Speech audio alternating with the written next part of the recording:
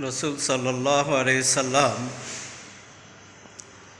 তিনি মক্কা ছেড়ে যখন তিনি মদিনা চলে গেলেন,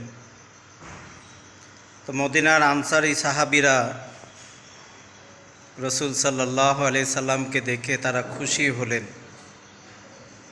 তারা রসুলকে স্বাগতম জানাইলেন, ইয়া রসুল্লাহ, আসুন, এই মদিনাটা আপনার শহর, পুরা মদিনা আপনার শহর, ইয়া রসুল্লাহ, যে আপনি এই মদিনাকে আপনার শহর হিসাবে আপনি কবুল করে নেন।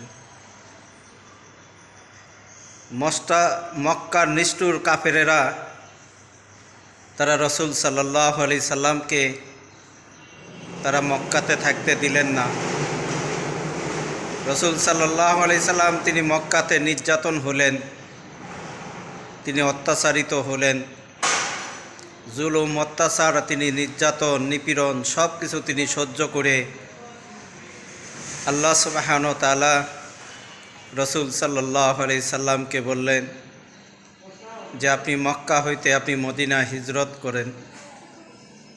রসুল সাল্লাল্লাহু আলাইহি সাল্লাম যখন মক্কা থেকে যখন মদিনা তিনি হিজরত করলেন, হিজরতের সঙ্গের সাথী ছিল হযরত আবু বকর সিদ্দিক রাদিয়াল্লাহু তাআলা আনহু।